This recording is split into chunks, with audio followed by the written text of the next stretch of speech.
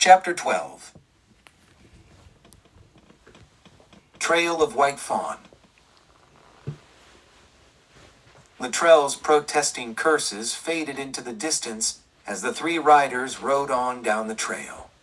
Little Elk finally had a mount of his own, and Jack led Brave Bear's mount by the reins, keeping the Indian close to him while Brave Bear clung to the saddle horn. They continued northward a while, the wagon track still ahead of them.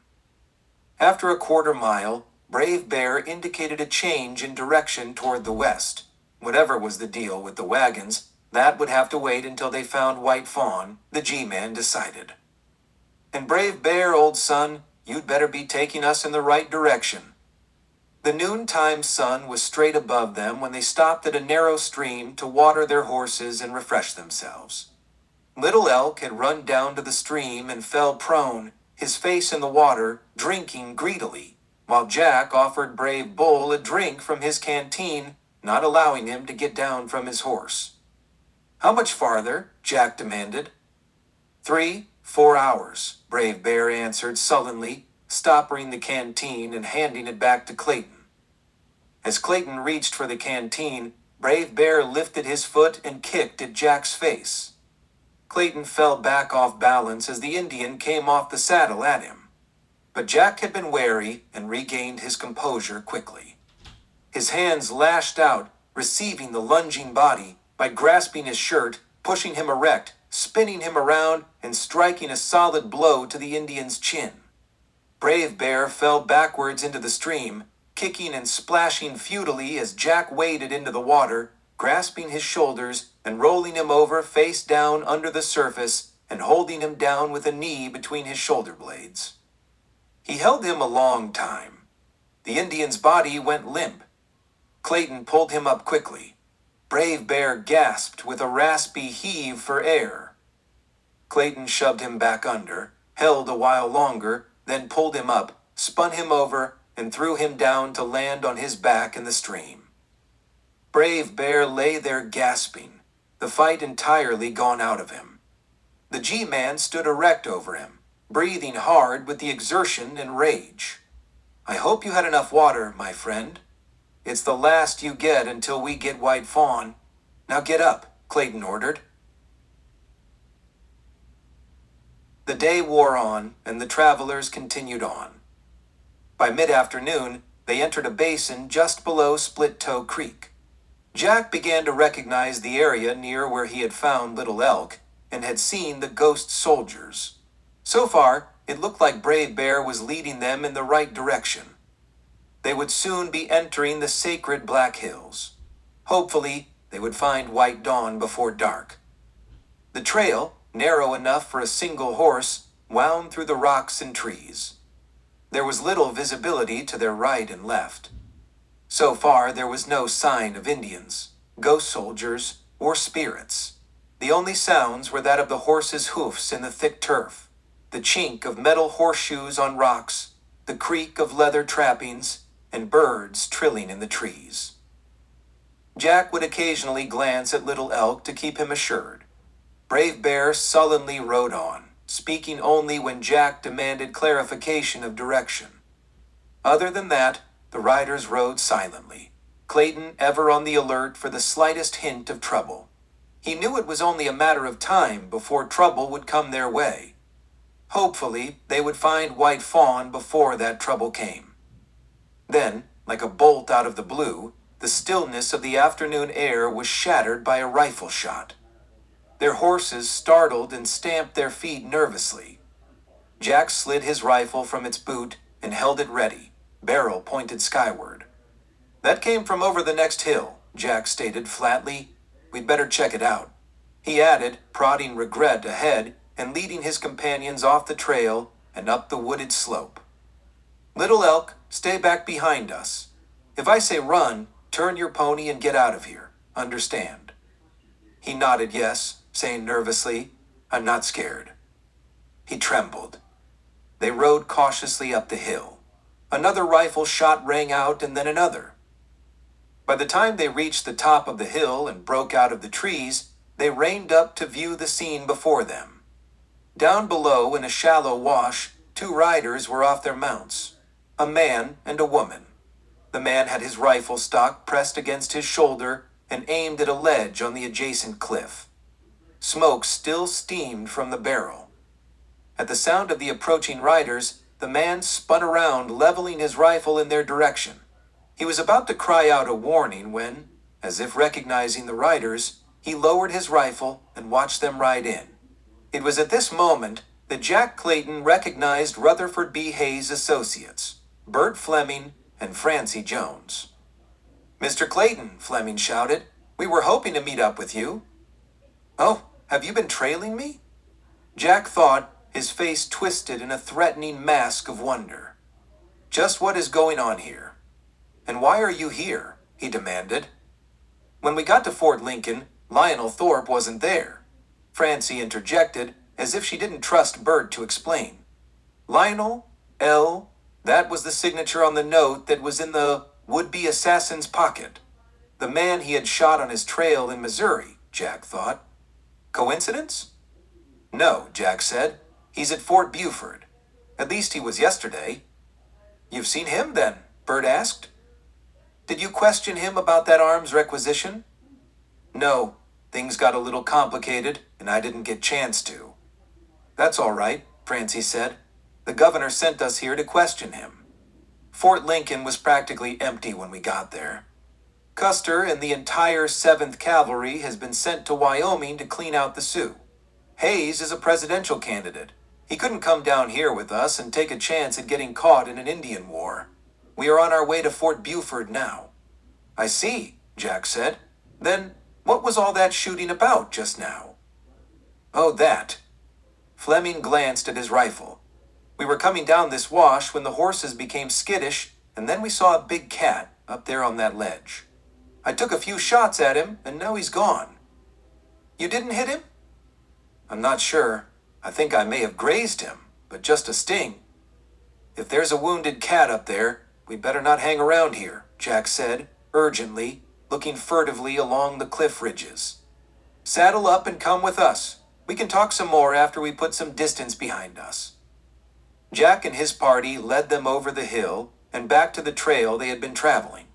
Fort Buford was to their back trail, and Jack knew they would be wasting valuable daylight time in backtracking, but he remembered an open area by a small stream where they could rest their horses and further discuss the situation.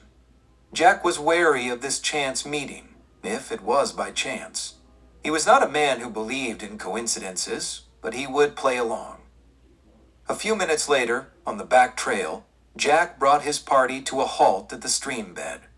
On their way, Jack had relayed what had happened at the fort and his search for the ghost soldiers and Little Elk's sister. He told of his suspicions of Major Pearson and how he had been pursued by Luttrell and Brave Bear. They rested for a while at the stream bed. Jack supplied some jerky and opened a can of peaches. Fleming relaxed on a large rock smoking a cigar while they filled each other in on their respective missions. The governor has suspected Thorpe of underhanded dealings, and it looks for sure that he was right, but I don't think he ever suspected Pearson of anything strange going on at Fort Buford. I don't think we've ever heard of Major Pearson. Have we, Bert? Francie said. No, I never have, Bert answered. But it sounds like we've got 2 birds to round up instead of 1. Well, I guess you ought to get to it. And I need to get back on the trail, Jack said, rising and striding to his horse. Little Elk followed suit and climbed into his saddle. You can follow this trail back out the hills, then head south and you'll find the fort. Jack swung into the saddle and settled himself. Fleming motioned toward Brave Bear. You going to be able to handle him all by yourself? He queried. He scratched his ear and said, I was just thinking. We can pick up Thorpe and Pearson any time. Maybe we should trail along with you. Help you keep an eye on this savage, get the girl back, and maybe solve this mystery of the ghost soldiers. Bert, you know those aren't our orders. We can't do that, Francie interjected. Look, Francie, this is our chance to come through for Hayes. The old man will be thrilled. Besides, with Custer on the move, if we can get rid of these ghost soldiers and get the Indians back onto the reservation before Custer gets here, We've got a chance to stop a full-scale war before it starts. I suppose you're right. Then to Jack. What do you think, Jack? I think I'll play along, Jack thought, but said, I think we'd better get going. We're burning daylight. Darkness came early in the Black Hills. The large mountains covered with trees shading the valleys, and the buttes of the deep canyons spreading their darkness into the blackness of night as the sun disappeared below the horizons of the high bluffs. Brave Bear led them into a narrow canyon that narrowed to a cleft in the rock wall with only enough room for a horse to squeeze through. The riders would have to lift their feet out of the stirrups, bending their knees sharply and propping their heels against the top of the saddle. Wary of the precariousness of this situation, Jack drew his six-shooter and put it to Brave Bear's chin. Are you sure this is the way? If you think you can try something in there, forget it. This is the way, I swear, Brave Bear pleaded, his eyes rolling downward at the cocked hammer of the pistol in Clayton's hand. It opens out into a basin. It won't be much farther when we reach where the soldiers are holding White Dawn. I swear I do not want to die. And you are sure we can make it through? The trail is wide enough. I don't want to get stuck in there. I have gone through many times, Brave Bear replied. Even at night. You'd better be right. Clayton eased the hammer down and holstered his weapon. Fleming, Clayton called. Bert angled his horse and rode up beside Jack. It's going to be really dark in there. We may not even be able to see each other at times, if at all. I don't want any problems from this Indian, understand? When we ride through, I am going in first. I want you to ride directly behind Brave Bear so we can wedge him between us. If he tries anything in there, shoot him. Glad to, Bert smiled. Dirty redskin savage. Never mind the remarks, Fleming. And by the way, don't kill him unless it is really necessary. Jack could now see the worry in Brave Bear's eyes. Little Elk, Jack raised his voice so the lad could hear. You ride behind Fleming, but not too close, in case something happens. I don't want you to get caught in the middle of something. Francie, you take the rear behind Little Elk again. Not too close, but close enough to look out for him. Now everyone set? Everyone know what they are supposed to do? He glared at Brave Bear. Especially you, my friend. Make sure you know what you are supposed to do. I know, the Indian grunted. Okay, Jack said. Get ready to get your feet up.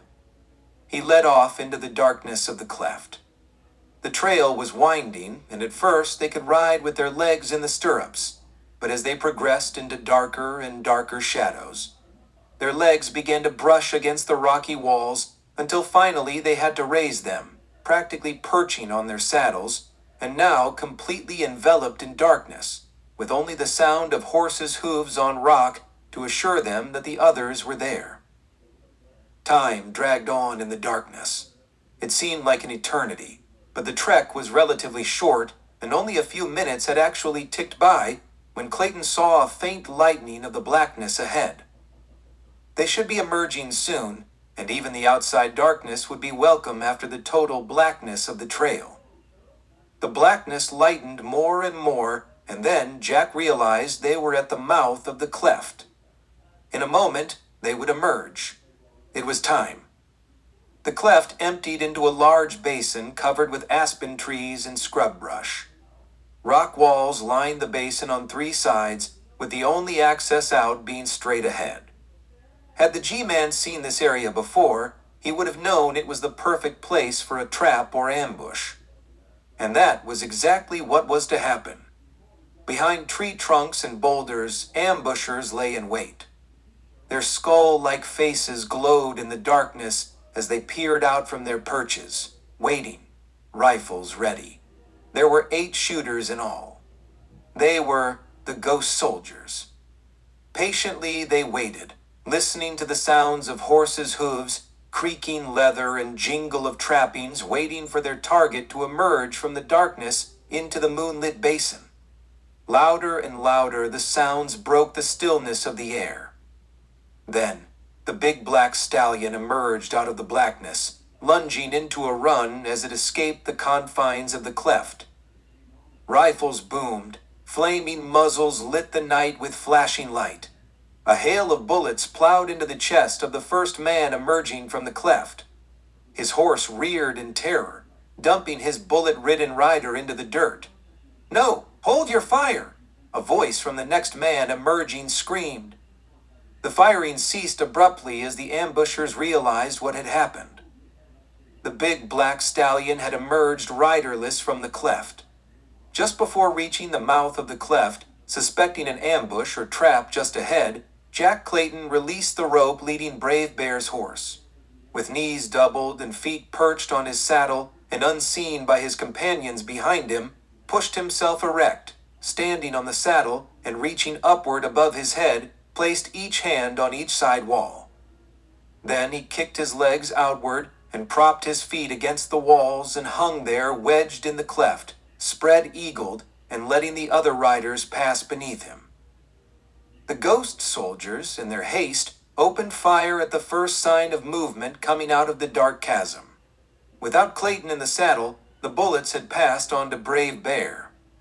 Fleming, realizing a mistake and fearing for his life, screamed for a ceasefire as he rode into the open area, angling his horse to the side, looking for shelter if the fusillade continued. Meanwhile, Jack, clinging to the rock walls, counted the passing horses beneath him. The third horse would be Little Elk's. He loosed his grips and dropped behind the saddle. The boy, startled, loosened his grasp on the reins as Jack wrapped his arms around him, taking control of the reins and leaning over the boy's back, holding him low. Little Elk screamed with fear, not knowing what was happening. Clayton drummed his heels against the steed's ribs and sent him speeding out of the cleft, driving through the assailants outside. Confused by the shooting of Brave Bear and the emergence of Fleming causing a ceasefire, they were caught off guard momentarily as horse and riders charged by. Jack and Little Elk had just ridden past the circle of ghost soldiers when they regained their composure. Wild, frenzied yells echoed and then rifles fired. A hail of bullets flew over the riders' heads and dug holes in the ground around the horses' running hooves, but for some unexplainable reason, they missed the fleeing quarry. And then, suddenly, they seemed to be out of range. The firing ceased as the assailants hurried to their horses to mount up and take flight. By now, Jack could see regret lingering just a little further down the trail. He sat up straight in the saddle, pulling Little Elk with him so the boy could see he was with him. He pulled alongside Regret, handed the reins to the boy, and without a word of instruction, he leaned out from the saddle and leaped onto the big black stallion's saddle. Regret sprang forward and took the lead ahead of the Indian boy. The black was a much faster horse, but Jack could not let Little Elk fall too far behind, so he restrained Regret from his full speed. Without looking back, he knew the ghost soldiers must now be in pursuit. A moment later, he knew he was right as the firing started again, but from running. Horses' accurate shots were almost impossible. Besides, it appeared that the pursuers were still back out of range. Little Elk drummed his horse's ribs, trying to push it faster, and surprisingly succeeded. Good boy, Jack thought, and allowed Regret to stretch out a little more. They rode to the end of the basin and urged their mounts up a rocky slope into a thick growth of aspen trees. The torturous climbing up the shale-covered slope had slowed them down and tired the horses. This would allow their pursuers to close the distance between them and once again ride into firing range. Chapter 13. River of Death. Little Elk rode close behind the G-Man and his black stallion as they wound their way through the heavy growth of trees. The spreading branches blocked out all moonlight from their path. It would be slow going now, but it would also be slow going for the pursuers. This way, Jack said, taking the reins from the boy and leading his mount so they wouldn't get separated in the darkness. They could hear the shouts of voices and horses sliding on the rock-strewn slope below. The noise was louder now. They were getting closer. Clayton felt the land falling away into a downward incline. He heard his mount's shod hooves splash in water. They had found a narrow stream. The stream would have had to have rolled out of the mountains. If they followed its course, it would lead them out without having to thread their way futilely through the trees. They could make time getting away while the ghost soldiers searched the woods.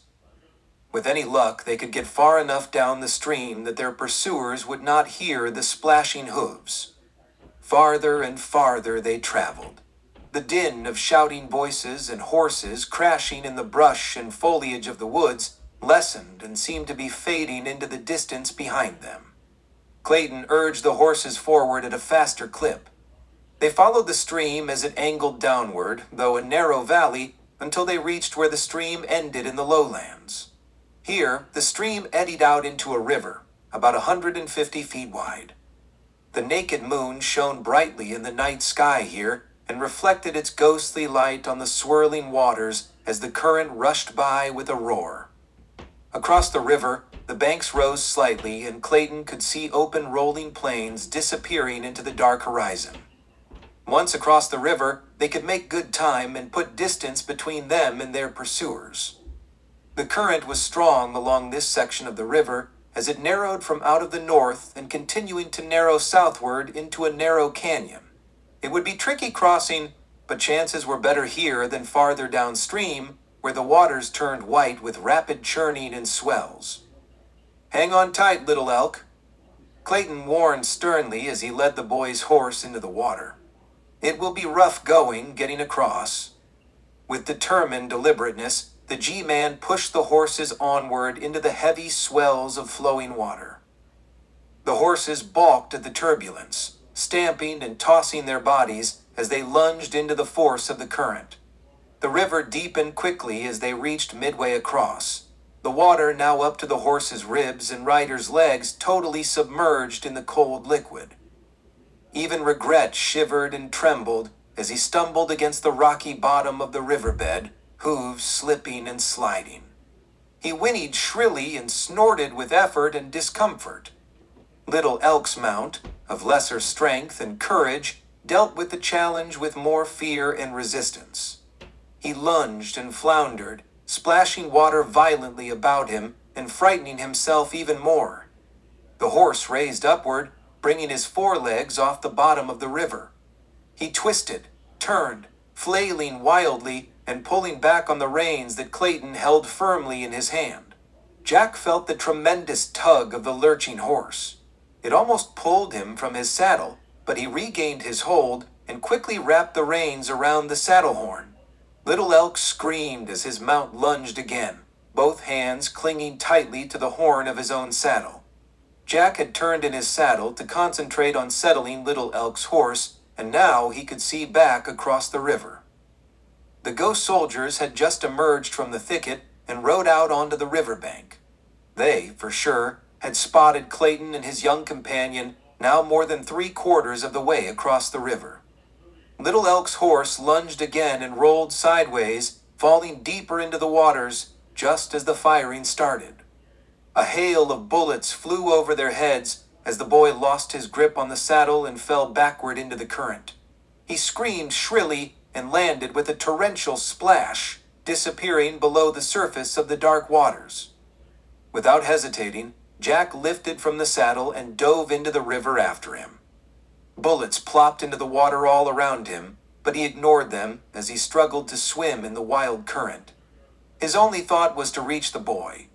He did not see the pursuing riders plunging into the water coming after them. He splashed and kicked about, searching desperately for Little Elk. Somehow, in the darkness below the surface, he was finally able to see a dark shape.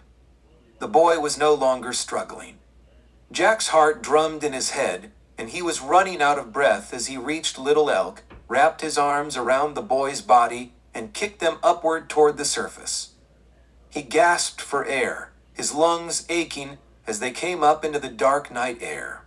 He treaded water and shook his head wildly to clear his brain and shake the water from his hair and eyes. He could see Little Elk lying silent with closed eyes in his arms. Rage and fear consumed him, leaving him oblivious to the resumed firing of the soldiers and bullets flying about them. If the boy was dead, it was his fault for bringing him into this. If he was still alive, Jack knew he must get him ashore quickly, or for sure he would be dead. As he glanced around to see they were almost across the river, he finally realized their pursuers were closing in. So close, yet so far, he couldn't give up. With stroke after stroke, he swam toward the riverbank, his arm under the boy and holding his head above water. The current was raging faster now, and the soldiers seemed to be falling behind. Then Jack suddenly realized that the current had pulled them farther downriver toward the Narrows. He was now no longer making progress toward the bank. The rapids swirled white around them, sucking them into the mouth of the canyon, leaving the pursuing riders to cease pursuit. Faster and faster the force of the water pulled them forward, Jack struggling to hang on to the boy. He slammed against a rock near the riverbank. Pain racked through his tortured and soaked body. He gritted his teeth and clung harder to the boy. Again and again he slammed into rocks and boulders. Desperately, he tried to obtain a hold on them, trying to slow them down or find some sanctuary from the swirling current. Then, without warning, it happened. A large boulder seemed to loom from out of nowhere. Jack's back slammed full force against it. His head snapped back, and his head struck the upper part of the rock with a crushing blow. Lightning seemed to flash within his brain, and then total blackness overtook him. In that last fleeting moment of consciousness, he felt his arms relax, and Little Elk was swept away into the darkness of the merciless waters of raging death.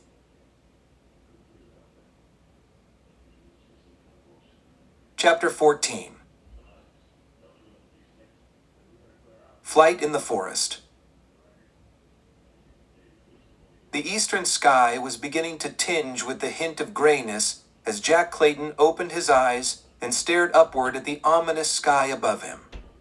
At first, he remembered nothing. Then gradually, it all came back to him. The raging waters, the ghost soldiers, and Little Elk. Little Elk? No, he couldn't have, but reason told him he had lost the little boy. Little Elk had trusted him with his life, and Jack had failed him. Now Jack lay soaked and aching along the shallow stone bed bottom of the river where it met the western bank. The water was calm now, and all seemed peaceful around him. He half sat up and half crawled up on the bank, his legs and boots still in the rippling water, and gazed slowly around him. He could see the narrow canyon now to the north of him. He knew he must have passed through it and found himself dumped into the widening river that now ceased to rage before him. By some miracle he had survived and washed up against the riverbank. Perhaps, he thought, Little Elk may have also survived and washed up against the bank somewhere. But no, he did not dare hope. He must accept it. He had lost him forever, and it was all his fault. But then, he thought, and his jaw tightened with rage, it was the fault of those fiendish demons, the ghost soldiers. Well, they were going to pay, Clayton vowed to himself. Whoever or whatever they were, they would pay. He would track them down and find them, no matter how long it took. Then realization swept over him as his clouded brain began to clear. He would not have to find them. They would find him. Again, he looked at the graying sky. Dawn was approaching. He had probably been here for several hours. The riders would have had to ride around the canyon to reach this part of the river. That would have taken some time, but Clayton had no idea how long it would take them. With as much time already passed, chances were they would be along soon. Must get off this bank, get out of sight, hide in the tree-covered slopes along the riverbank. No time to run, just hide. He scrambled to his feet, ran along the level top of the riverbank until he reached the woods. He paused to look back and listen. Then he heard them. He had not made his retreat any too soon. The chink of trappings and the sound of horses' hooves on rock and the sound of brush popping told him they were almost there. He ran higher up the slope, found a large oak, and slid to his knees behind it and peered out. Down below, he could see the riders emerge from the undergrowth on the other side of the river. They were spread out and far apart, but seemed to be converging along the riverbank into one cohesive group. Obviously, they had been combing the area on that side of the river, looking and watching to make sure the G-Man had not somehow survived and escaped into the countryside. The leader of the band pointed across the river and upwards into the wooded hills. Then they moved forward, fording the river and again spreading out, riding away from each other. They would make a sweep of the woods. Jack knew that if he could avoid them, there was a good chance they would be convinced that he had in fact drowned. The trick would be to make sure they didn't find him. He moved out and climbed higher up the slope into the densest part of the forest. Higher and higher, he climbed until the land leveled out before him. The sound of approaching horses grew louder. From time to time, he would seek shelter in brush or behind a large tree and check his back trail. He had just crawled behind large rotted stump when dried brush crackled behind him. He swiveled on his belly in the leafy bed of the forest and peered up from the hollow he lay in. Almost directly in front of him, a horseman came into view among the trees. He was moving slowly, carefully searching the area. Without the stump in front of him, Clayton's only hope of concealment was the shallowness of the hollow. He pressed himself close to the ground, lifting his head just enough to watch the encroaching rider. Leaves and twigs crunched beneath the horse's feet, the noise becoming louder as it approached. Jack held his breath and waited. Closer and closer came horse and rider. Steadily and deliberately onward it came. Within inches they passed by and continued on. The rider was a large man, for a man was what he was. He was no ghost. The phosphorescent painted skull face and bones no longer glowed as bright as the darkness was fading into dawn. Knowing he could not elude all the riders as luckily as he had this one, Jack quickly formulated a plan. He groped the ground around him until he found a rock of sufficient size and weight. He arose and followed the horseman a short distance and then darted behind a tree. Still standing, he reached out and tossed the rock into the thicket just a little ahead of the man and off to his right. The rock landed solidly with a sudden crash. The rider pulled up sharply, listened a moment, then pulled his pistol from the cavalry holster on his side and angled his mount toward the thicket. Jack had lost his guns in the river, but still had his knife strapped inside his boot. He pulled it free and quick on his feet, darted after the horse and rider, hoping his own footsteps would be masked by the sound of the moving horse. The so-called soldier heard him at the last minute, startled, and started to swing around as Jack leaped into the air, wrapping his left arm around the man's chest and shoulders, pulling him from the saddle and hurtling him to the ground. The horse shied away, reins trailing.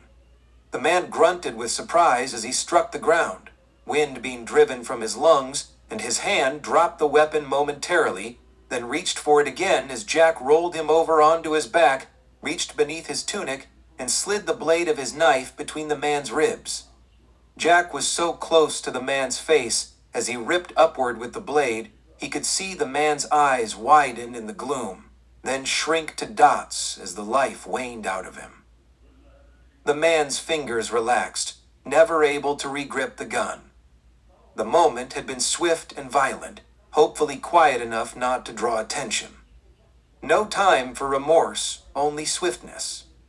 Quickly, he sheathed his knife in his boot, stripped the army tunic and cavalry holster from the dead man, and put them on over his own clothes, pushed the too large hat down over his ears to hide his paintless face, and slid the pistol into the holster. Then, he dragged the body into the thicket, covered it over with leaves and dead brush before returning to the area where the riderless horse stood, reins caught on a stump.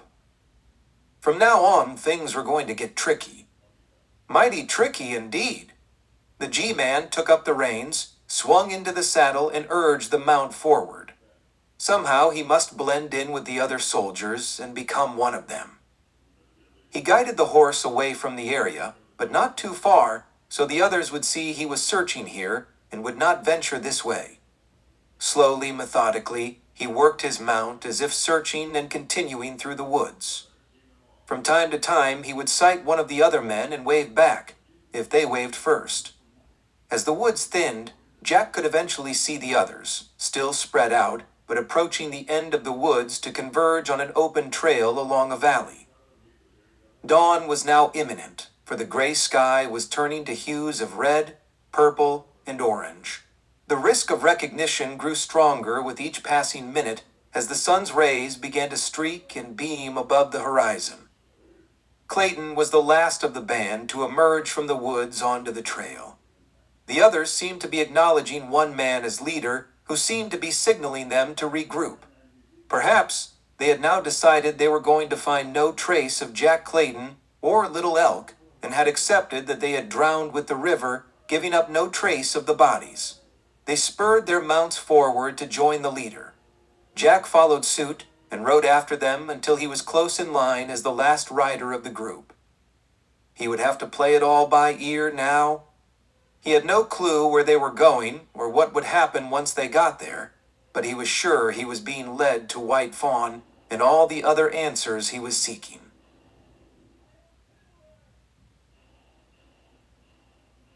Chapter 15. Black Hills Gold Mine.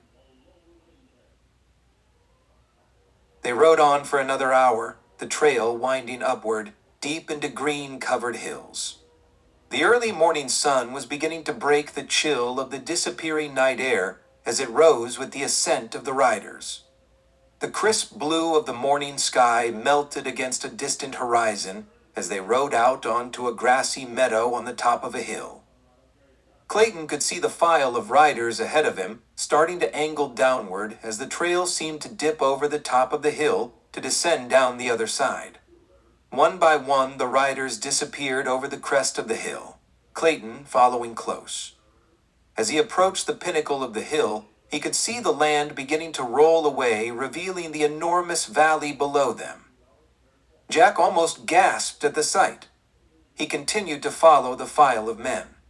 What he saw below was stark contrast to the green meadows they had just passed through. For in this valley, the green had been stripped from the land by greedy men. The valley was surrounded by mountains on both sides, and these mountains had also been stripped of their natural beauty, leaving mountains and valley with the dull brown and gray of churned earth and rock. Gold! Gold had been found here, and mining on a grand scale was in progress. The walls of the mountainside were catacombed with a latticed wooden network of stairs and platform levels, giving access to the hundreds of workers who dug and chopped away at the soil and rocks. Picks and shovels clanking and chinking against rock as hundreds of workers slaved away. And slaves were what they were. Mostly Indian slaves. So this is what the ghost soldiers did with their captives. There were old men struggling to keep working, trying to avoid the whips of the vicious-looking guards that stood watch over them. Sweaty, dirty faces of women and children cringed in fear as they continued to work under threat of torture. Halfway up on each side of the valley, Clayton could see the wooden barred cages built into the mountainsides. They were large holding pens overcrowded with old, sick, and worn-out men, women, and children who could not work at present. Perhaps a second shift, or merely kept as a repository to replace other workers as they succumbed to the rigors of the mine. At various points in each mountainside, Jack could see where tunnels had been drilled or blasted, allowing access to deeper veins. Makeshift bridges had been built between the various levels of operations, and tracks had been laid to allow ore cars to traverse up and down the mountains. Flumed sluices had been built to wash the ore and sift it, as well as flumes to provide water for huge wheels that drove the myriad of pulleys and guide cable systems for moving earth and ore.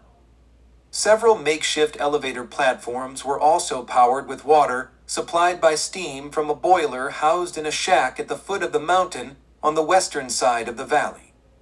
Smoke billowed from its steel pipe chimney. A huge water tower loomed over the rear of the building. Opposite this shack, on the other side of the valley, was a larger building. It was built of logs and appeared much more solid and permanent. This was probably the headquarters, office, or whatever from which operations were run. There was a corral behind it that was filled with horses. Just outside the corral were 8 covered wagons parked in 2 rows of 4, wagon tongues raised to push the wagons closer together. The G-Man surmised that these were the wagons of Amos Dunn's party. Gazing closer at the mountainside to the east, he knew he was right. There were white people digging into the dirt. Among them were men, women, and children who he recognized. And there was Dunn himself on the 3rd level up, shoveling dirt and ore into a hopper suspended by 2 rope cables for sending the diggings below for loading into wagons. Whoever ran this operation was ruthless. He was kidnapping whites as well as Indians and using them as slaves. They probably would be worked to death. For sure, they probably would not leave this valley alive unless the G-Man could do something. But what? 1 man alone against perhaps 50 men, including the soldiers, guards, and whoever else may be here. He would probably die here too. The riders had descended into the valley now and were passing by the work operations on both sides. Dust billowed up from their horses' hooves, half hiding them in the cloud. Jack kept his head down as he rode along, and no one seemed to notice him as an imposter. The riders rode up and halted in front of the log building. Jack kept to the rear of the pack. The door opened, and a large man stepped out onto the wooden porch. The man was Lionel Thorpe. River got them. The leader and spokesman of the group reported. "Are you sure, Dawson?" Thorpe demanded. "Saw them go in. They didn't come out," Dawson chuckled. "But no bodies?" Thorpe said with disgust. "Well, no, but..." "You fools, now we can't be sure. You'd better hope they're dead." He threw his cigar into the dirt. "Now get out of those outfits and get to work." He turned and stepped back inside and slammed the door shut. "Jackass," Dawson growled with annoyance at Thorpe's arrogance and condescension. Then to his men, "You heard him? Get moving." They pulled their horses back, turned toward the corral, and rode toward the gate. Jack followed suit. This was getting really dicey now. How was he going to pull this off? Surely they would spot him when he got out of uniform. Carefully, he mimicked whatever his companions were doing. They dismounted, removed saddle and blanket, and stacked them on the corral rails. Jack kept his distance and kept his head down. The others led their mounts into the corral, removed their bridles and hung them on the rails, exited the corral, closing the gate behind one by one, and strode off toward another shack further down the valley. This was probably some sort of bunkhouse, Clayton mused. Jack made sure he was still the last man and followed the others' example. So far so good, but he could not follow them to their quarters. He would be found out there for sure. He had removed his mount's bridle but did not hang it on the rail. He merely dropped it in the dirt and faded back into the herd of milling horses. He hoped the man he was supposed to be would not be missed until he could find a suitable hiding place and formulate a plan. He bent low and threaded his way through the herd. When he had reached the middle of the herd, he moved sideways toward where the wagons were parked. As he got closer to the rails, he bent lower until he was crawling on all fours. Here he peered out from under the lower rail, making sure that he would not be easily visible. Then quickly he made his move and crawled under the rail, keeping to the shadow of the wagons and sliding between the third and fourth wagons lined against the fence. He then catapulted himself inside the rear canvas opening of the third wagon and fell flat on empty floor of the wagon bed. He crawled to the front, lifted a bottom corner of the canvas to create a peephole. He sighed with momentary relief. He rested, breathing deeply, and watched and waited. All right, what now? He didn't know. Would they start looking for the man he was supposed to be? Probably. That meant he could not risk waiting all day for darkness to return. It would have been dangerous enough to do something at nighttime, but in the light of day, it was probably impossible. He would wait a while, try to figure something out, see what happens. But then he was going to have to do something, anything.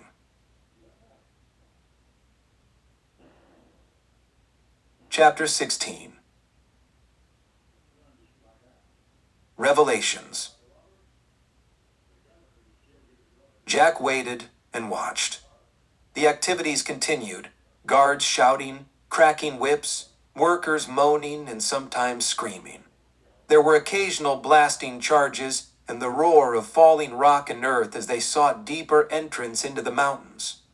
The wagon shook and the floor vibrated beneath the G-man's prone body. After a half hour of watching, he saw Thorpe stride out into the valley, examining and surveying the work. Jack's pulse quickened. 2 people were walking with Thorpe, and they all looked pretty chummy. A man and a woman, Bert Fleming and Francie Jones. So they were all in this together. He had suspected this all along. The chance meeting on the trail seemed contrived. The story about the mountain lion was fake. Oh, there probably was a mountain lion that they had seen on the trail. After all, Jack had seen one himself in that general vicinity. But when Jack saw it, there were no sounds of other creatures. The birds were still singing on the trail when he had met up with the couple. Clayton also had noticed Fleming smoking the same kind of cigar that Major Pearson had offered him back at Fort Buford. Both Bert and Francie denied ever meeting Pearson. It was a good thing he had had these suspicions, for the 2 associates of Rutherford B. Hayes had set him up for ambush coming out of that narrow canyon last night. Did this mean that Hayes was into this too? Or had he been duped by traitors? Jack hated to think it was the former. Most probably it was the latter. Hayes was no fool. He probably had suspicions, and that was probably why Jack was here in the first place. Clayton watched the threesome for several minutes. Anger was seething in him as he thought of Little Elk and these evil people had taken an innocent young boy from this life. Thorpe, Fleming, and Jones seemed to suddenly look in the same direction. Then, with the lead wagon obstructing and partially obstructing the view, Clayton saw someone ride in, halt, and dismount before the trio. The newcomer wore a blue army uniform. Insignias on his epaulettes designated him as a major. Major Pearson. Though Jack couldn't hear him, he could tell that he was excited. He was speaking rapidly, and his arms waved with animated excitement. The trio turned, and all 4 of them strode back toward the log building. As the major passed by, leading his horse, another horse and rider came into his view for the first time, as his vantage point in the wagon had precluded it until now. Clayton's heart leaped beneath his chest as he saw this second horse was also being led by Pearson. It was a big black stallion, Regret, and in the saddle, hands tied behind his back, sat Little Elk. Then they all passed from view as they entered the log house. Alive! Little Elk was alive! Jack could hardly believe it. He could hardly contain his excitement. What now? He thought. He lay there stunned, trying to process this in his mind. He was still trying to come up with something, anything, when Thorpe, Pearson, Bert, and Francie reappeared crossing the compound toward the western walls of the mining fields. Fleming pushed Little Elk ahead of him as he followed Thorpe and Pearson. The boy's hands were still tied behind his back, and he dragged his feet belligerently, prompting Fleming to shove him forward with more force. Good boy, Clayton thought. Fight them all the way. He saw no tears in Little Elk's eyes, only rage and hatred. Jack wanted to jump out of the wagon and run to the boy's side, but that would be foolish, and he would have no hope of ever rescuing the boy. He had to wait. He had to watch the mistreatment. There was nothing he could do now. Just wait and watch. He watched them reach the work area and climb into a wooden platform elevator of sorts that was used for transporting workers and heavy loads of gold. Water was released from the flume, and the heavy wheel powered by the boiler room steam churned, rolling the rope cables on the pulley system and raised the platform steadily up the side of the mountain. It halted on the second landing of plank catwalks at the entrance to a large mine shaft opening in the mountain wall. Clayton watched apprehensively as he saw them exit the platform and disappear into the darkness of the gaping maw of the shaft opening.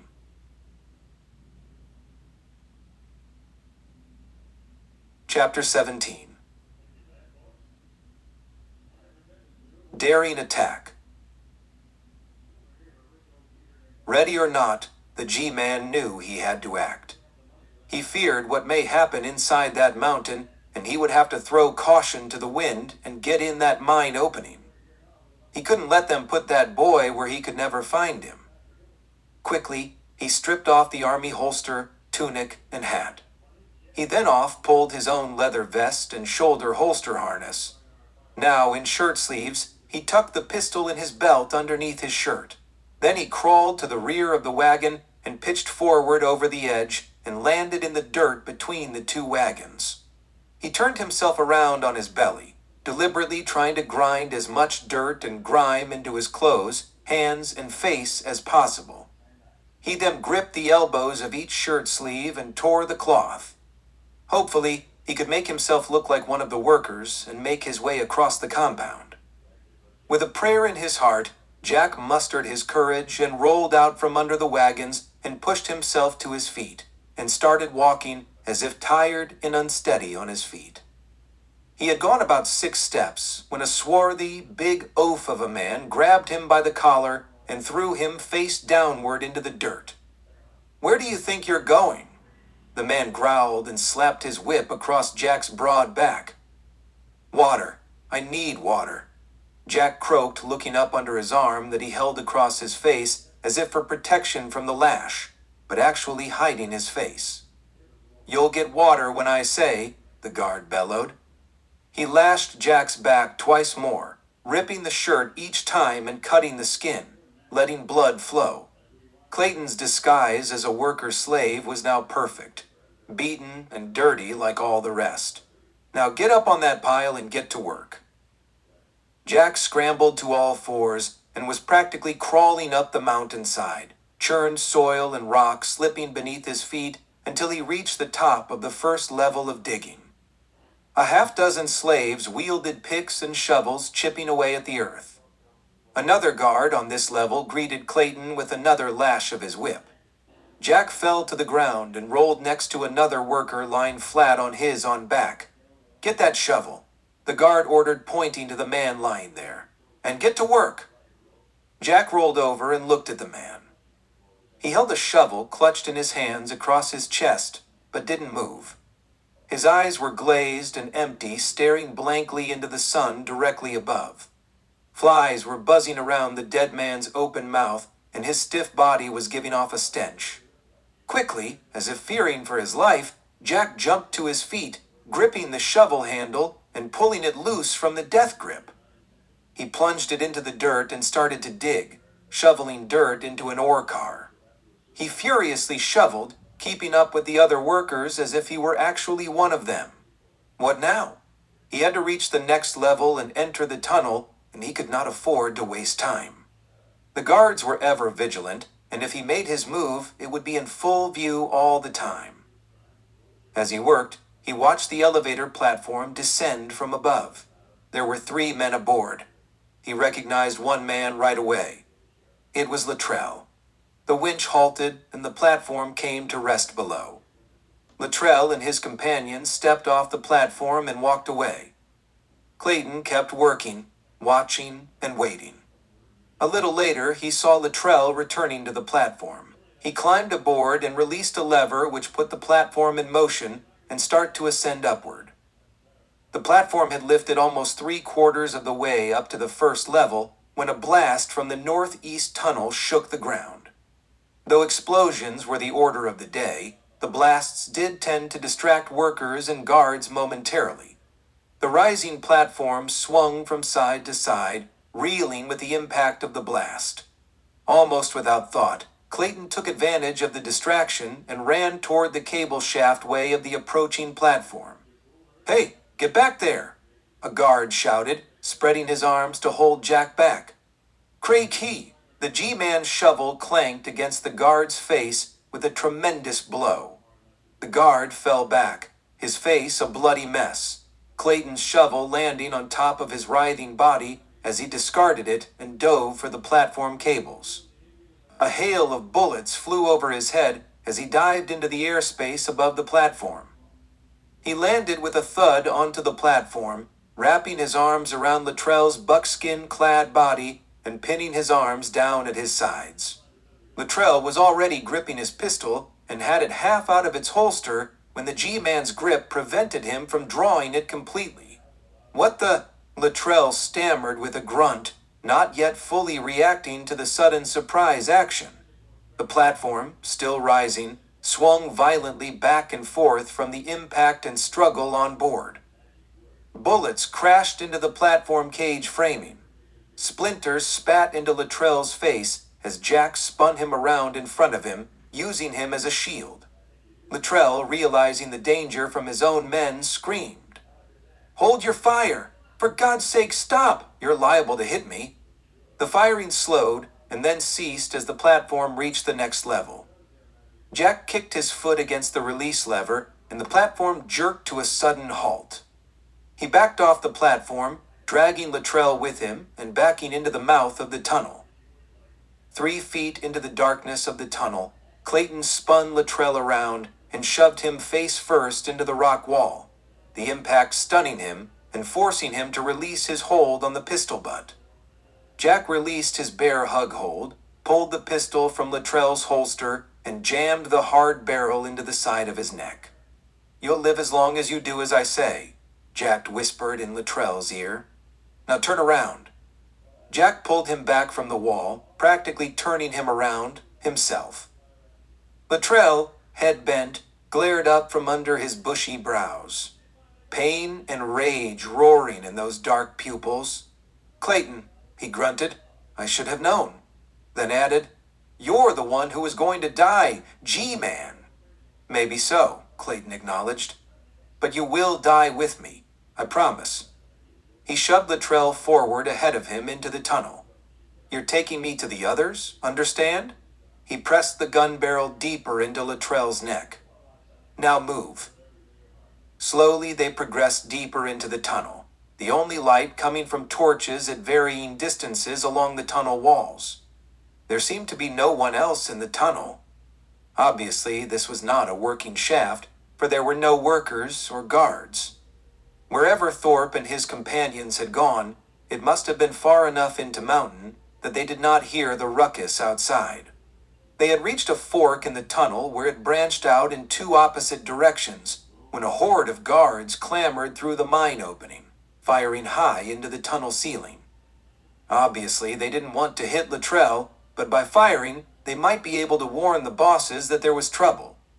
The G-Man spun Luttrell again, holding him in front of him and backing up. "Where are they? Which way?" Jack demanded. Luttrell nodded toward the right. The guards continued to advance, weapons ready, but holding fire. Jack fired twice into the melee. 2 men fell. The others panicked and retreated. Jack backed into the left branch, dragging Luttrell with him. Surely the gunfire had alerted his adversaries by now, and they would be rushing to see what the trouble was. Jack strained his eyes to see movement coming from the right branch. Strained his ears, listening for some sound. So intent was he that he did not hear nor detect movement behind him. As he backed further into the branch, he felt his back pressing against hard steel. "Hold it right there, Jack." Clayton recognized Bert Fleming's voice. "Now let him go and hand me the gun." Jack froze. The hackles on the back of his neck bristled. He jammed the gun muzzle deeper into Luttrell's flesh. Jack answered. "I'll kill your man, here." "Go ahead," Fleming chided. "We don't need him." "What are saying, Bert?" Luttrell babbled angrily. "Don't let him kill me." The guards had now regrouped and came rushing into the tunnel, halted in front of Clayton and Luttrell, rifles pointed directly at the two men. It would be useless to fight now. With a sigh of defeat, Jack released his hold on Luttrell, stepped back, and held his hands up, letting the pistol fall limply hanging by his trigger finger in the trigger guard. Bird promptly plucked it from him as Luttrell turned to face him and smashed his big, brutish fist into the G-man's face. Fleming stepped to the side and let Clayton's body splatter against the hard rock floor of the tunnel as he sunk into the darkness of semi-unconsciousness.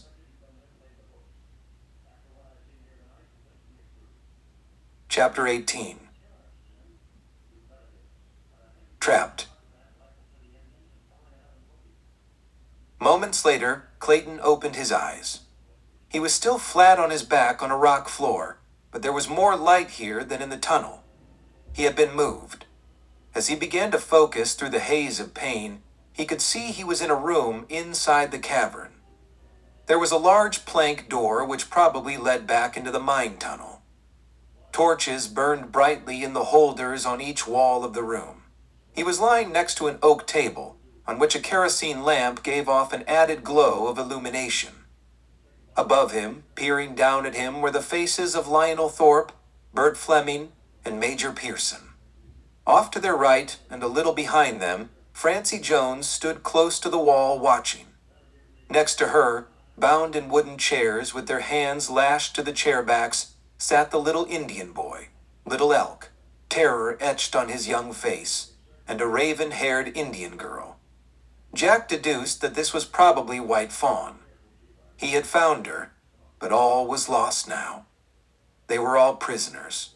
For how long, he dared not guess, for however long it would be, they would never leave here alive.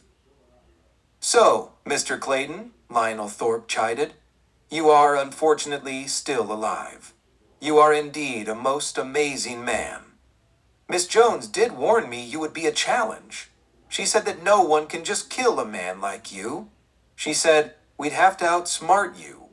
"Well, you were wrong, Miss Jones," Thorpe sneered, glancing to his right. He wasn't so smart after all. Rushing in here so brazenly was not the most intelligent strategy.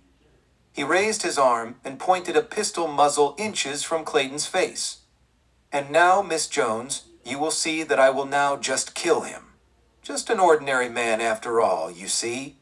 He eared back the hammer of his pistol and it clicked into full cock, the sound clearly ringing in Jack's ears. "No, you can't do that to True Arrow," the boy screamed from his perch on the chair. "I'll tell you where it is, but don't shoot him. Please don't shoot him."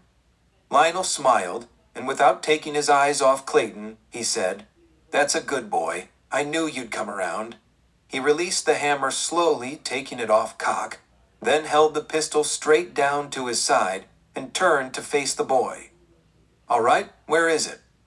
"Let him up," Little Elk demanded. Thorpe told himself he could wait.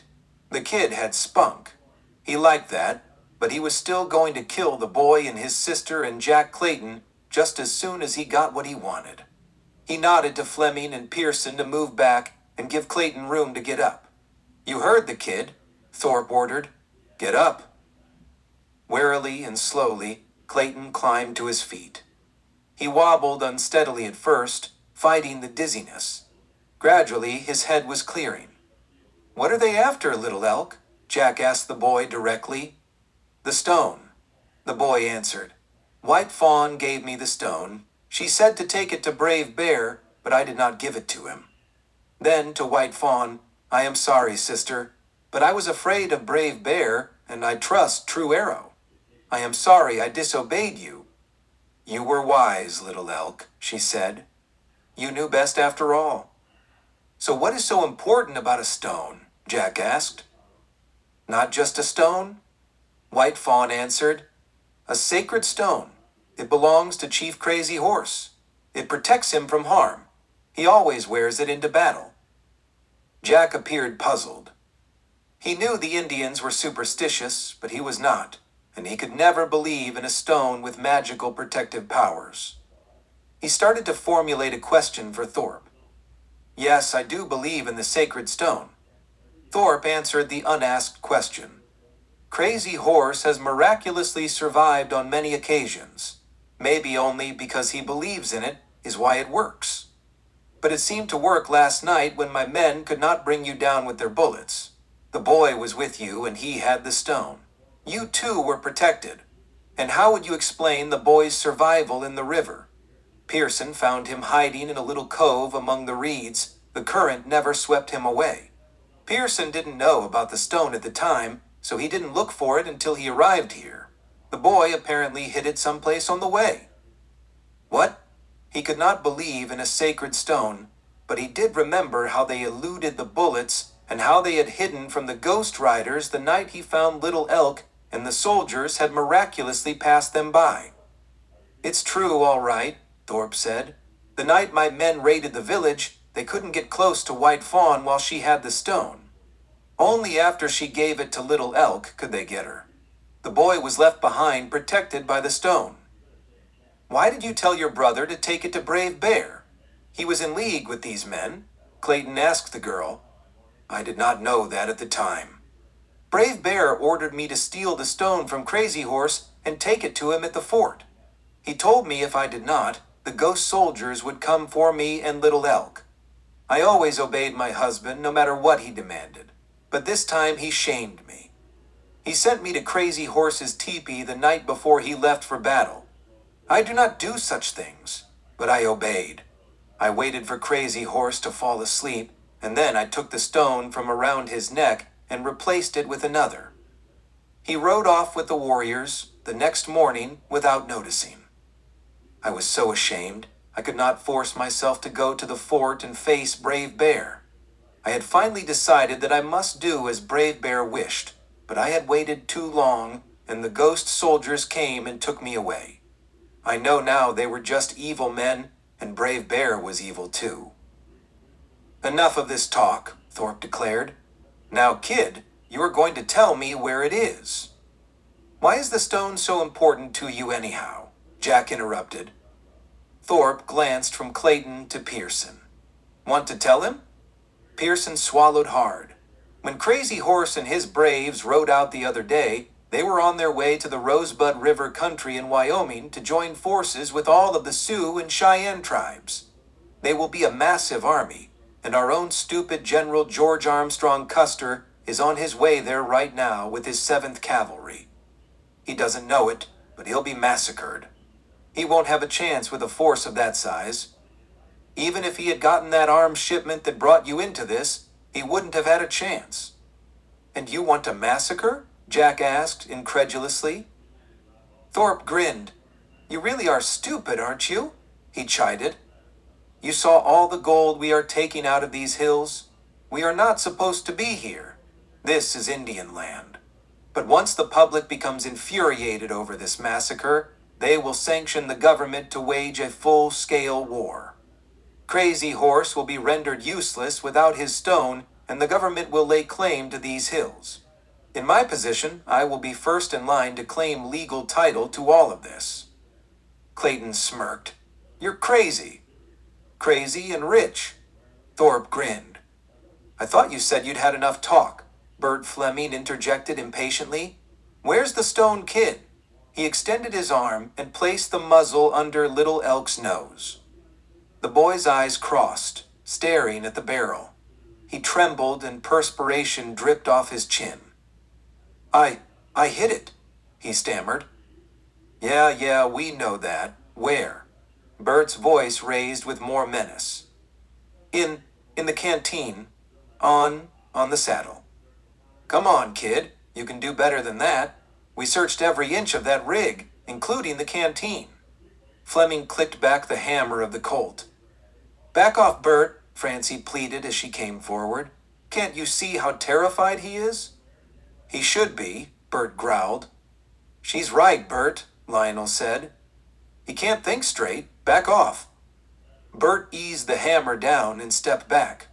Francie stepped in and stooped in front of the boy. Just calm down a little. Think carefully and tell us where you hid the stone. I did hide it in the canteen, but not on the Black Horse. Little Elk explained meekly. I had crawled out of the river bottom and found my horse and the black on the riverbank. When I heard the army man coming, I put the stone in the canteen on my horse and then ran back into the reeds where I had been hiding. The other men didn't find me there during the night, so I thought he wouldn't find me either. He glared at Pearson. I didn't know the stone was protecting me. I should have kept it, and he never would have found me either. Thorpe and Fleming looked at each other, satisfaction creeping across their faces. It really was true.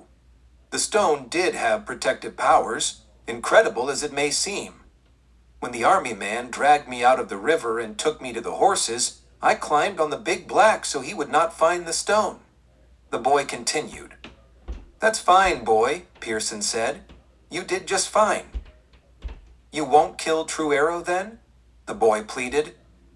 Thorpe smiled thinly. "No, boy, I won't kill him." He glanced at Jack, a threatening glint in his eye. Clayton knew what he meant was, he wasn't going to kill him right now, but he would later on. "Promise?" the boy demanded. "Oh yes, I promise," Lionel chuckled. Jack said nothing. Thorpe knew full well that Jack understood. "Pearson," Thorpe said, "take Luttrell with you and go back to where you found the kid. Find that horse and get that stone." "What if the kid's lying and it isn't there?" Pearson asked. "Then as soon as you get back, if you don't have it, I'll just have to kill them all. Now get going and get back here pronto." "Right," Pearson answered. "We're on it." He picked up his hat from the table and hurried through the doorway, pulling the plank door shut behind him. "I hope you're telling the truth, kid," Fleming warned. "You heard what the man said would happen if they come back without the stone, and we find you had lied to us. If they find the horse, they will find it. I tell the truth." Little Elk spat the words defiantly. Fleming chuckled. "I hope so, kid." Then turning to Thorpe, "What do we do with this galoot while we wait?" "Tie him up until Pearson and Luttrell get back and keep him here with a gun on him. Don't leave him alone. I want no slip-ups, no chance of him getting out of here. Now, I want to alert the men as to what is going on. I'll be right back." He opened the door and walked out. "All right, G-Man." Fleming kicked another chair out from under the table. "Sit down." He shoved Clayton into it. The chair legs scraped on the rock floor as it slid backward with the impact of Jack's body. "Francie," Bert ordered, "get the rest of the rope and tie him like the others." The girl hurried to a corner and retrieved half a length of rope. The rest of it had been cut off to bind the other two captives who now sat facing the G-Man sitting in his chair. Expertly, she wound the rope around Clayton's arms and muscular body. Luckily, or perhaps not so luckily, the first strand fitted above, and the second strand fitted below the pistol still hidden beneath Jack's shirt. Jack stiffened his body. He had expected her to find it, but she hadn't. She worked quickly with professional skill as she pulled Clayton's arm through the vertical slats of the chair back and wrapped the rope around his wrists tightly. Jack grimaced and grunted as she pulled the binding tight and dug into his flesh. "There, that should hold you." She stepped away and faced him. "I still think you are an extraordinary man. You don't die easily." "Your faith in me, Miss Jones, is overwhelming," Jack said, a hint of smile on his face and a slight nod. "Oh, for Pete's sakes, Francie, you got a thing for this guy?" Bert said with annoyance and a hint of jealousy. "Of course not, Bert. You know he's only our ticket to a wealthy life. You know you're the only one I care about." Her voice grew soft, and her lashes flashed coyly as she moved around him, coming close and raising her arms to clasp them around his neck and half turning him away from Jack. He smiled and reached his arms around her and pulled her close, lips almost touching, their breath on each other's face. Suddenly, his eyes widened, then closed as his knees buckled, sagging him into a heap on the floor. Clayton stood over him, pistol still held high after rendering a crushing blow to the back of Fleming's head. Fleming's pistol was now in his left hand as he had plucked it from his holster as he fell. The girl had stepped back to let him fall, a smirk of self-satisfaction on her face. "Mind telling me what this is all about?" Jack demanded, with a mix of annoyance and appreciation. He thought I was working with him, but I wasn't. Rudy knew he was mixed up in this and had me play along to find out just what was coming down. Bert knew who you were all the time back on the Union Bell. He had expected a hired assassin to kill Rudy, and when you showed instead, he knew things had gone wrong. They did. I killed his man. I was sure you had. She acknowledged glumly, then added, Rudy's orders were to stick with him to get the goods on Thorpe, if it were Thorpe, and whoever else might be involved. We didn't know about Pearson or anyone else for that matter. Thorpe has big contacts in Washington who also want the Indians' land. Rudy thinks there is a wide-scale conspiracy. I do too, Jack agreed. Someone has known every move I have made for quite some time.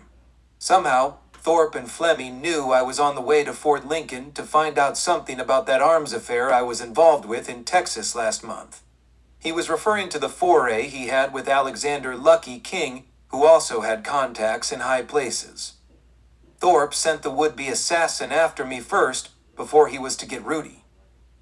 Bert started to move and moaned. We can talk about this later, Jack said, turning to look at the prostrate man on the floor. We'd better take care of your friend here.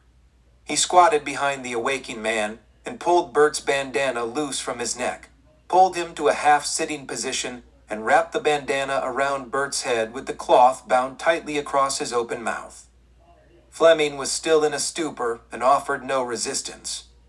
Clayton pulled the man's hand behind him and reached the loose rope still lying on the floor where he had left it after escaping from his chair. Untie Little Elk and White Fawn while I tie this Jasper up. I'll tie him better than you did me, Jack said as he worked at the bonds. You made it look convincing to your friends when drew the rope so tight it hurt me. Then when you didn't tie the knot, I was totally confused. But I am a man who plays along. I counted on that, Francie chuckled. Fleming was just coming to when Jack finished binding his hands and legs behind him, leaving him bent in a sort of reverse fetal position. Sorry, Bert, Jack said. As he pistol-whipped the man again, he rolled limp on the floor. Francie quickly freed the two captives of their bonds, and they had risen from their chairs and were rubbing their wrists and legs, trying to restore circulation. True arrow, Little Elk called excitedly, as he ran to Clayton and wrapped his arms about the G-man's waist. I've got to tell you. He sounded desperate. Tell me what? Jack answered. I lied. What about? Jack was confused. The stone. They will not find it. I didn't hide it in the horse's canteen. No? Where did you hide it? Jack pushed the boy back a step and held him at arm's length.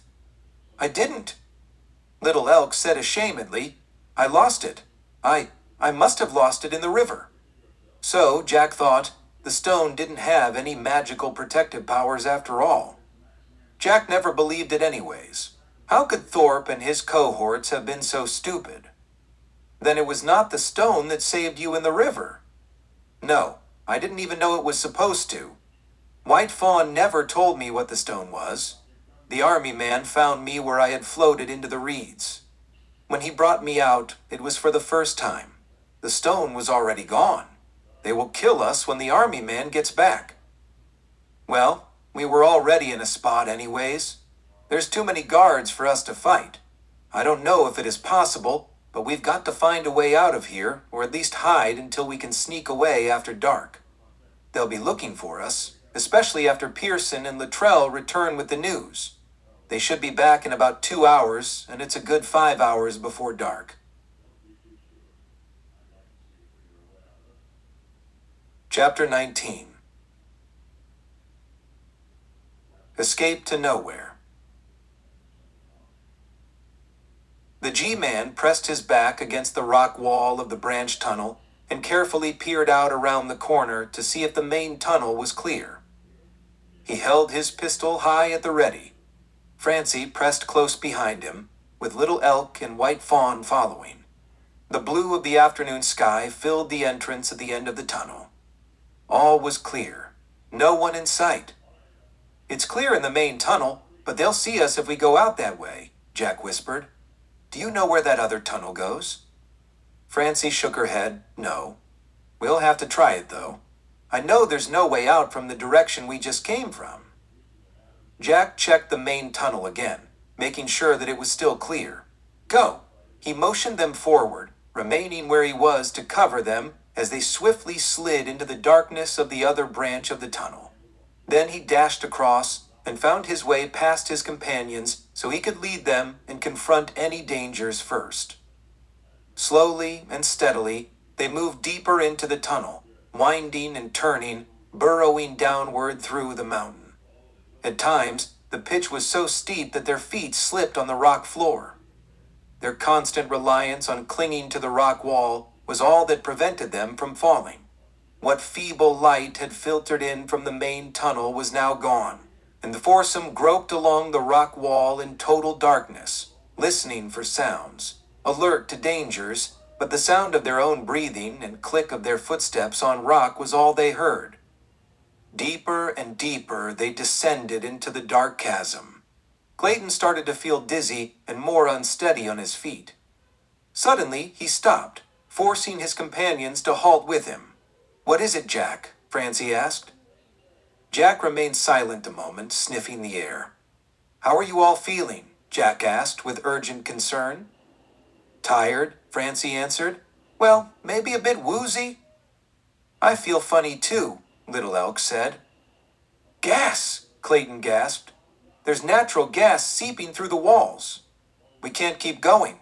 We'll have to go back. But it's dangerous to go back, White Fawn protested. Those men will kill us. We'll have to chance it. The gas will kill us for sure if we go ahead. Wait while I get past you so I can be in the lead going back. He didn't wait for answer, but groped his way back, touching each and every one as he moved. We've got to hurry away from here, he said, taking White Fawn by the hand and starting back up the incline of the tunnel. They were about halfway back to the main tunnel before the dizziness subsided. The gas did not flow this way, meaning that there must have been an opening somewhere in the tunnel below, creating a downdraft and sucking the gas in that direction only. Suddenly, they heard the sound of an approaching group of men coming from the main tunnel. They burst around the corner into the branch tunnel. In the light of their torches, Clayton could see there were 7 or 8 men. The torches illuminated the tunnel before them, and for the first time, Jack got a glimpse of the tunnel they were in. They had been crawling along the rock wall unaware that there was a spur rail running down the center of the tunnel. He should have surmised as such, since most mines had rails for their ore cars. And there, in the flickering light, he saw an ore car ahead of them. At the same time, the advancing men opened fire on their quarry. The G-man answered back, his pistol flaming 3 times in the gloom. 3 men dropped to the floor. The thundering crash of each shot echoed within the enclosed walls, mixing with the resounding echoes of the assailants' fire. The guards halted their fire and retreated, leaving their fallen comrades where they lay with their burning torches on the floor next to them. "Follow me," Clayton shouted, running toward the retreating men. "What are we doing?" White Fawn screamed, yet still following Jack's lead, running to keep up with him. The others followed suit. Light had once again faded as the other men retreated with their torches, but the lingering glow of the fallen torches provided just enough light to show the way to the ore car. If Jack had had time to think about anything but the urgency of the moment, he probably would have thought, "I've done this before." "Quick, everyone in." He helped White Fawn into the car, while Francie lifted Little Elk in and scrambled in after him. The guards had regrouped and were back firing by the time Jack found a perch on the rear coupling of the car and released the handbrake, sending the car into motion down the natural decline of the tunnel.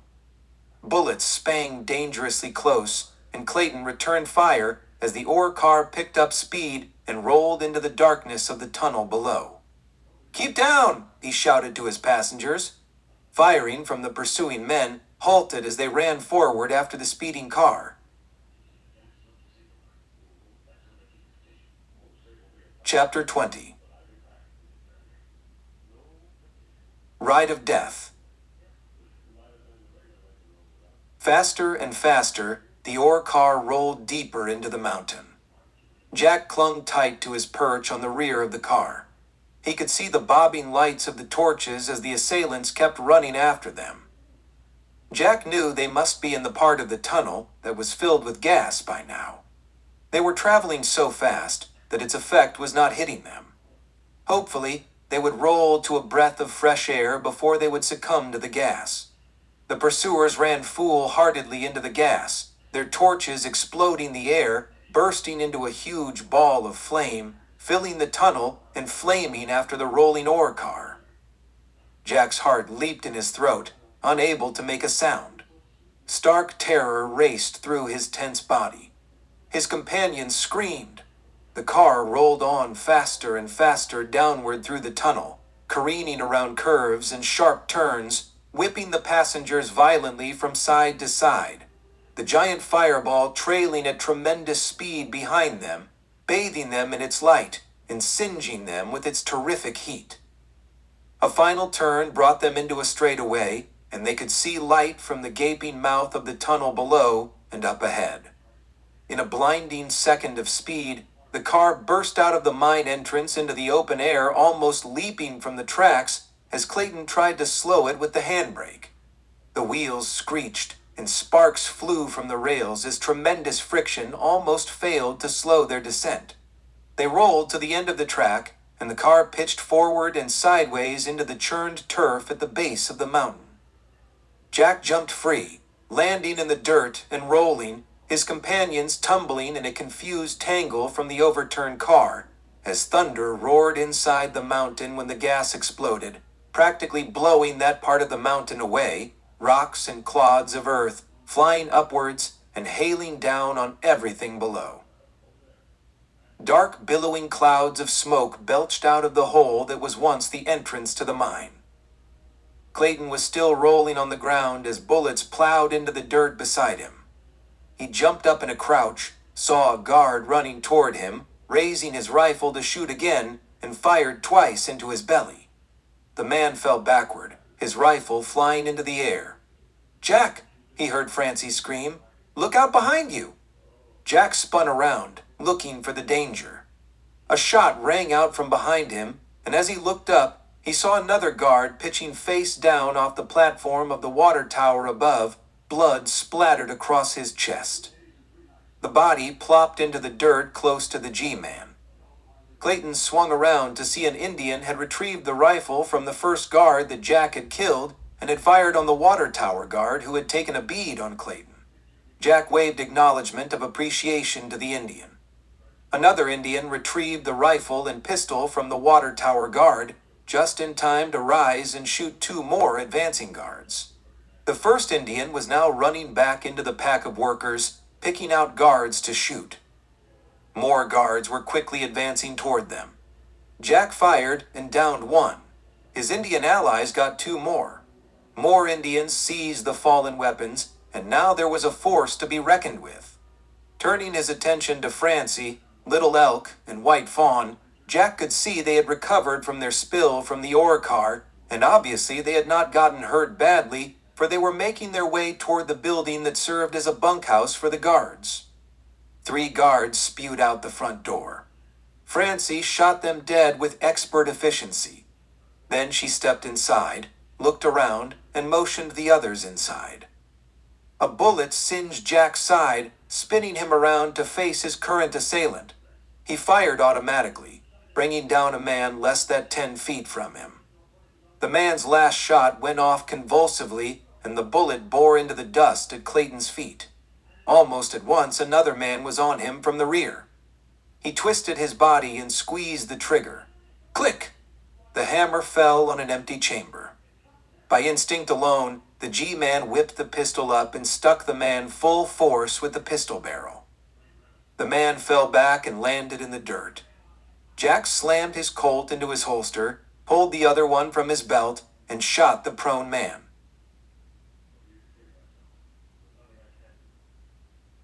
Chapter 21. Flaming Guns. As each guard fell, Indians were swooping in to retrieve the weapons, and now the reckoning force of Indians was turning into an offensive. The valley echoed with the thundering volleys. Men were falling and dying. Both red man and white man alike were dying this day in the sun. Jack fired again and again, moving quickly from side to side, dodging flying lead as it whistled past him like a nest of angry bees. Cover. He needed cover. He fell behind a barrel. Lead poured into it. He peered out furtively and threw lead back. Then he rose and ran retreating toward the boiler hut. Bullets splintered the casing as Jack slid around the corner into another guard. He fired directly into the man's belly, jumped over his fallen frame, and threw his shoulder into the building's door. The door shattered under the impact, and Clayton practically fell through, landing on the wooden floor with wood splinters showering him. He rolled to his back in time to see two guards inside rush at him. He fired twice and downed them both. Pushing himself to his feet, he saw three more men advancing toward the open doorway from outside. He fired. One man fell. The other two ducked back out of line of fire as Clayton squeezed the trigger and found this Colt empty too. No time to reload. He dropped the pistol and ran toward a stairway that led to the roof. Passing the boiler at the foot of the stairs, Clayton gripped the thermostat lever and pushed it all the way to its extreme. He rushed up the stairs. There was a doorway at the top. He rushed through just as the two guards ran into the building, firing and riddling the door as it slammed shut behind the G-Man. Outside, Clayton found himself on a catwalk that led to the water tower platform. From this platform, he dived into the water sluice that led to the second level of planking running along the mountainside and slid pall-mall down the chute. Inside, one guard shouted to the other, gesturing toward the boiler gauge. "Get out of here. She's gonna blow." The two men dived out the door, just as the boiler burst and the building blew to 1,000,000 shards of wood and debris raining over the whole valley. Flames gusting skyward, smoke filling the air. The blast took the water tower with it, dumping tons of water, bringing down scaffolding and planking. The sluice crumbled beneath the G-Man's feet, and he dived sideways out of the chute into midair and seemed to hang there suspended like a feather in a storm. Then he fell hard, crashing onto the second-level planking. His whole body ached, and his head felt like his body had been driven upward into it as he landed. The force was so great that the planking gave way to the impact, and his feet fell straight, though the broken wood. His arms, feeling like they had been ripped from their sockets, splayed outward and gripped the floor of the planking. He held on for dear life, his feet dangling through the hole, and the sharp broken pieces of board dug into his body as he struggled to pull himself upward and out of the hole. A loud crack came from above. He looked up and saw the third-level scaffolding swaying. A major part of the water tower had fallen on it, and had broken the framing loose from the mountain. "It's going to fall," Jack thought to himself. "Got to get out of here." He reached out farther from the hole, getting a grip to pull himself upward. He heaved forward, moved a little. Then he reached out again and shoved again. Again he moved. Twice more he repeated the process. He was making progress. The scaffolding above moved and clattered again. Again he reached out and pulled. More progress. Now just his boots, the still hung through the hole.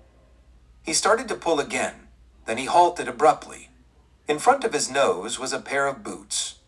He tried to look up through the matted hair hanging in his eyes. He saw the blue-black barrel of an Army Colt staring him in the face. Bert Fleming, looking a little worse for wear after the pistol whippings Jack had given him, grinned down at him. "You've done enough, G-Man," he growled, earing back the hammer. Clayton stared blankly without emotion, waiting. Then, crash, the scaffolding above started to crumble. A section fell toward them. Fleming fell backward, and Jack pushed himself forward all the way out of the hole and dived on top of Bert Fleming, gripping his gun arm and rolling close to the side of the mountain. The debris fell and tumbled, falling outward from the mountain and barely missing the two men on the planking as they struggled for possession of the weapon. Back and forth the two men rolled, each man gripping the other's arms, Jack's left clutching Fleming's right. Fleming trying to bring the gun barrel to bear on Jack's face. Fleming pushed hard and rolled over, pinning Clayton beneath him. Jack had fought this man this way before on the boat. Again, Fleming was winning, bringing the pistol barrel closer and closer. Clayton, wild-eyed, mustered his strength and rolled sharply away from the mountain wall, bent his knees, and kicked out at Bert's midsection. Fleming grunted with pain. Jack loosed his right-hand grip and drove his fist into Fleming's jaw.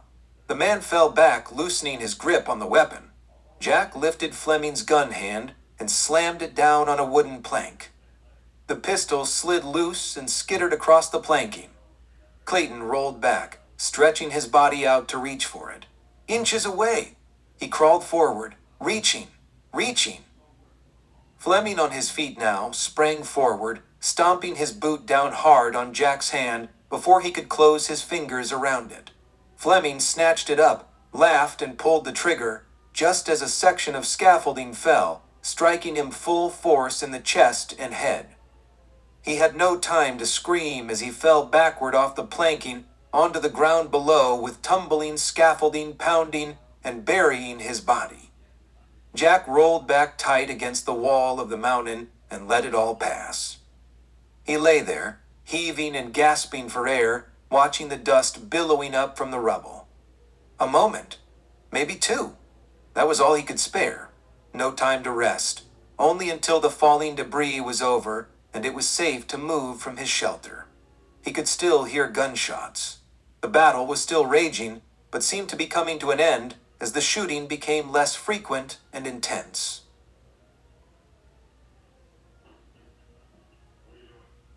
Chapter 22. Last Regret. From his perch, he could see most of the valley now. He could see the carnage of bodies strewn about the complex.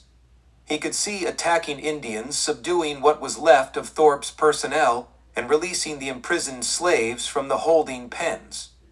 He could see Amos Dunn and his crew taking some prisoners into tow.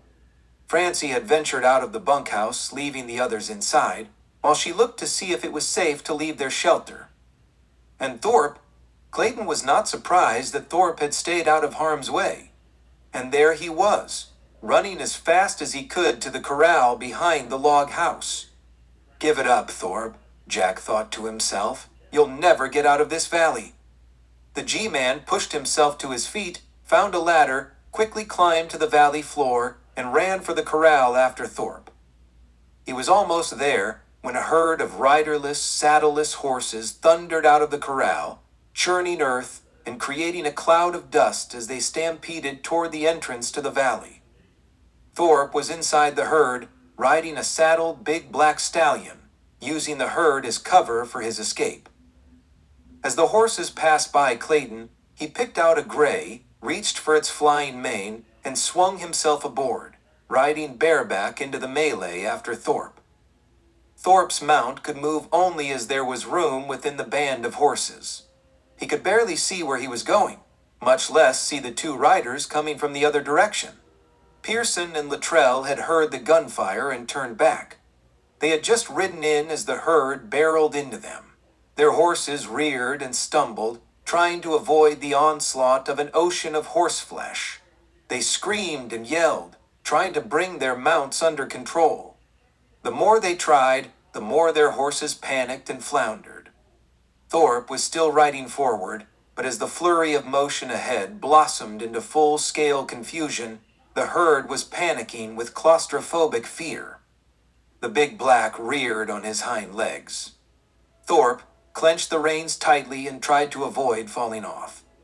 This was when he finally saw Luttrell and Pearson go down and the lead horses trample over their lifeless bodies. The stream of horses seemed to even out now that the obstacles in the way had been removed, and the horses could continue running straight ahead. But Thorpe's mount did not settle down. He bucked and he swiveled and reared high on two legs. Thorpe swore and grabbed the pommel of the saddle, trying to hold his perch. The big black reared again and again until Thorpe finally lost his hold. He went down screaming, tumbling into the dirt. The last thing he saw was a myriad of flying hooves coming into his face and pounding his body to shreds. The horses ran on, mindless of what had been left behind. Jack slid from the back of his horse and let it go with the others. The only horse that remained was the big black stallion who stood proudly over Thorpe's body, his head aloft and shaking his flying mane. Jack strode up to the horse and patted his gleaming neck. "Good boy, old son." Then, standing over Thorpe's body, "You took the wrong horse. I'll bet you regret it now."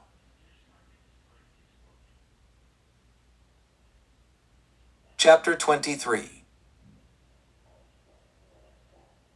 A Good Day to Die. The pungent smell of gun smoke, fire, and death filled the air and hung over the valley like a blanket. The heat of the day was waning as the late afternoon sun was starting to drop below the western horizon. The runaway horses had been rounded up and brought back. Most of the slaves had banded together with their own people and were preparing to go home and take their dead with them. What few guards that had surrendered were bound and would be taken to the Indian villages for punishment. Probably better if they had died with their fallen comrades.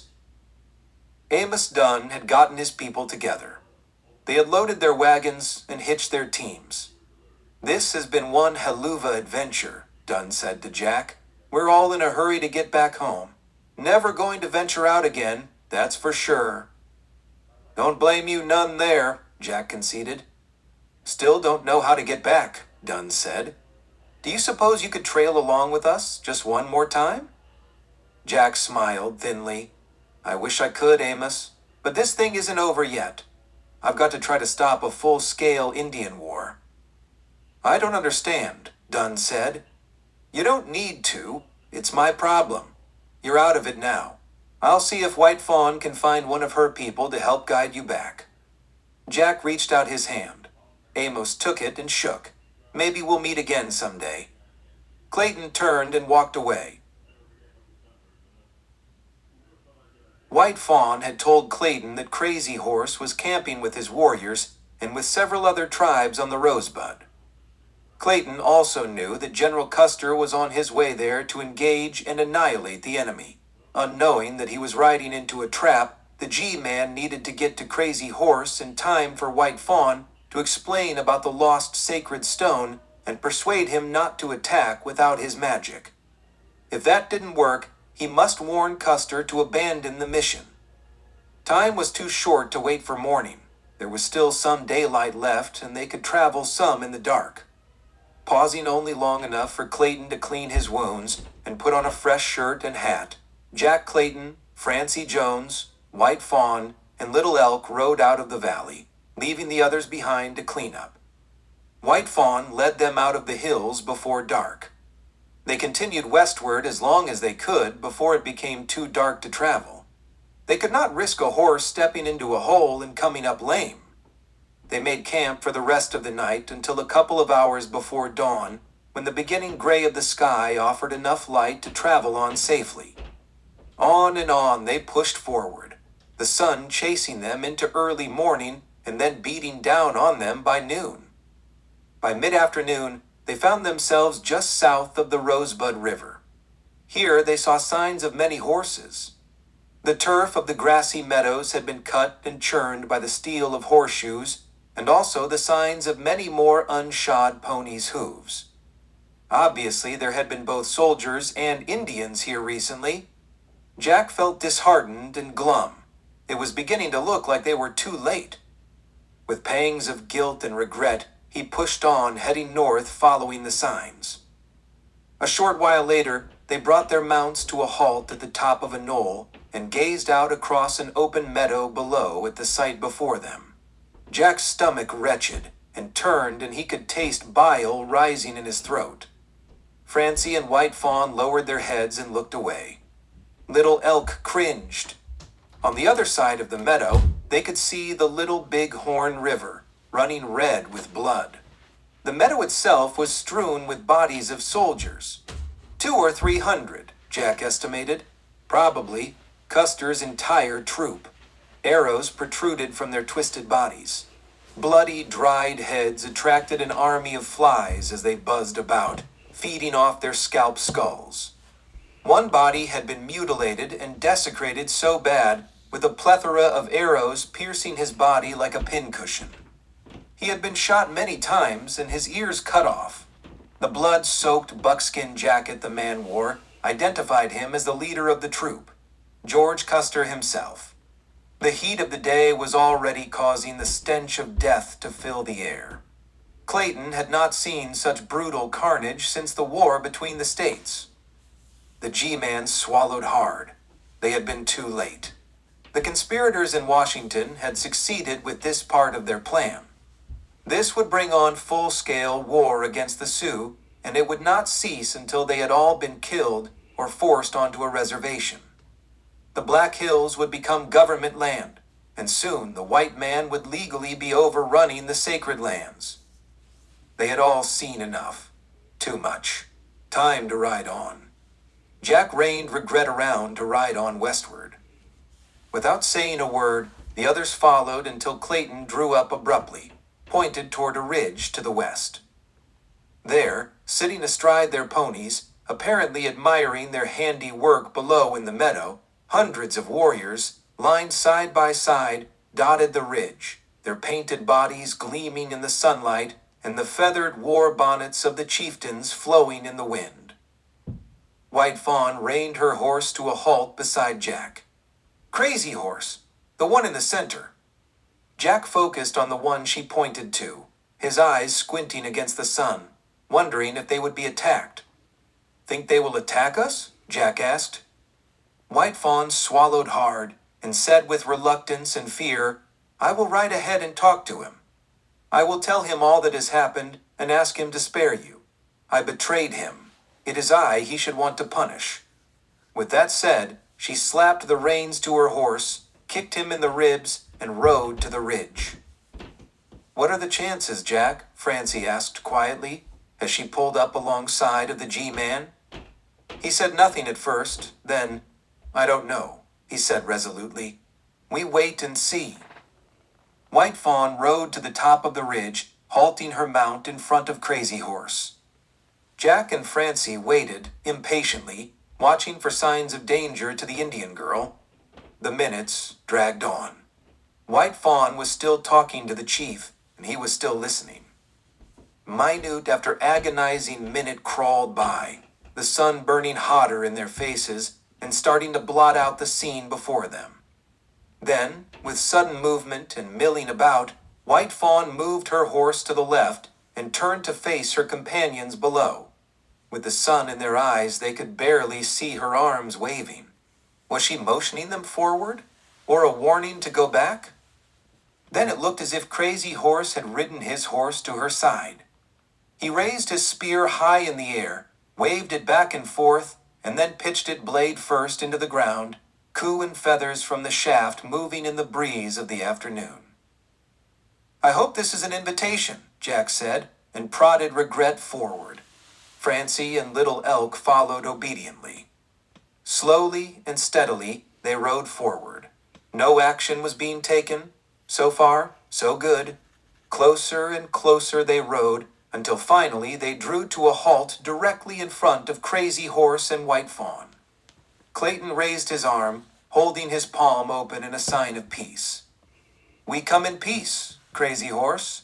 We were not part of what happened here today, and we regret that we were too late to prevent this. White Fawn tells me that you speak truth. You are true Arrow. Yes, Chief, I am your friend, and I tell you true that not all whites are your enemies, but some are evil, just as you find some evil ones in your own tribes. The bad whites are responsible for what happened here today, and I will try to bring them to justice, Jack said. I believe you speak truth, True Arrow, but it is too late. He pointed to sea of bodies below. "We are finished. We have lost." Clayton was astonished at these words. Chief Crazy Horse knew full well that what appeared to be a victory was only the beginning of defeat. More soldiers will come like a horde of grasshoppers in the wind. We will fight and we will die. "You are a wise chief," the G-Man said. "Crazy Horse speaks truth. Perhaps it best to not fight." "I must," the chief said flatly. "I will continue to the end." "You know the sacred stone is gone?